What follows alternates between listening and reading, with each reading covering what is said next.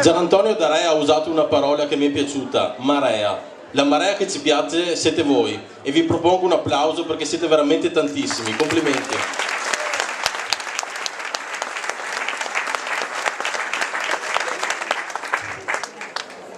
Passo la parola al capogruppo in regione Nicola Finco.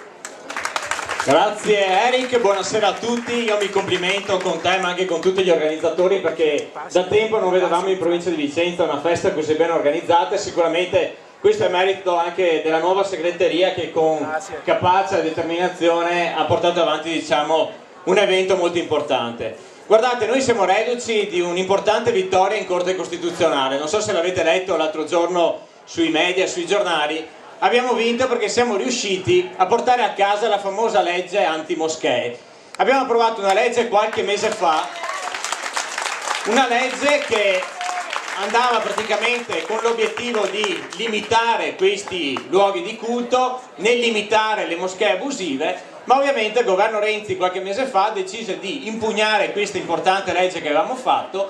Fortunatamente la Corte Costituzionale si è espressa proprio venerdì e ha detto che abbiamo fatto una legge fatta bene, una legge che si può applicare, ma soprattutto noi con questa legge daremo un importante strumento urbanistico ai sindaci del nostro territorio per decidere, prima di tutto, nel limitare la realizzazione di moschee sul nostro territorio, ma soprattutto per limitare tutti quei centri culturali islamici che così sono definiti, ma che in realtà sono delle vere e proprie moschee dove ovviamente si alimenta l'odio verso l'Occidente e verso i nostri confronti. Questo è un importante risultato che la Lega in Veneto ha portato a casa, una legge che in altre regioni hanno impugnato, ma siccome la Lega in Veneto fa le cose fatte bene, la Corte Costituzionale ci ha dato ragione.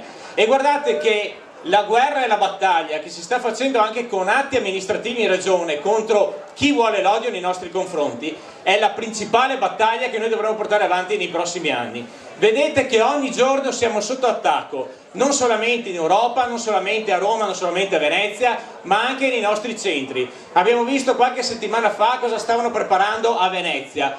3 ragazzi di 25 anni integrati con permesso di soggiorno erano pronti a farsi esplodere nel centro di Venezia portando distruzione e morte.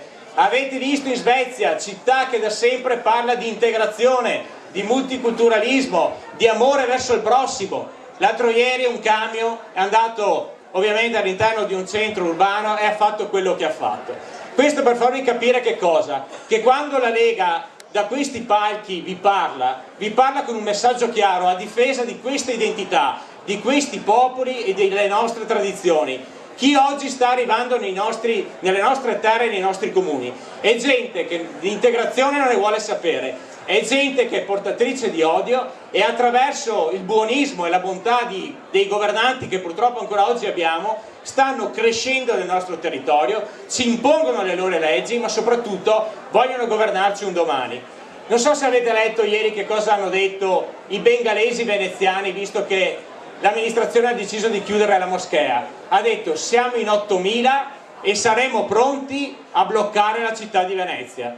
Bene, magari, posso dirvi, magari sarebbe l'occasione per prendere 8000 persone, ricacciarle, rimandarle al loro paese e magari creare 8000 nuovi posti di lavoro, perché noi di questa gente non ne abbiamo assolutamente bisogno, di lavoratori disoccupati in Veneto ne abbiamo moltissimi e sicuramente non abbiamo bisogno di questa manodopera di basso profilo che entra nel nostro paese e non porta alcun valore aggiunto, perché la crisi di questo paese è che noi formiamo i ragazzi fino a 30 anni all'interno delle nostre università, gli diamo una formazione d'eccellenza e poi le nostre teste le mandiamo all'estero in giro per il mondo e stiamo importando gente che non ha alcuna capacità, non ha alcuna professionalità e per lo Stato rappresenta solamente un costo. Noi di questa gente non ne abbiamo assolutamente bisogno. Possono definirci xenofobi, islamisti, razzisti, di tutto e di più, ma noi sappiamo di essere dalla parte giusta ma soprattutto dalla parte della gente e vedere serate come queste piene di persone vuol dire che il popolo è ancora dalla nostra parte e su questa linea continueremo ad andare avanti.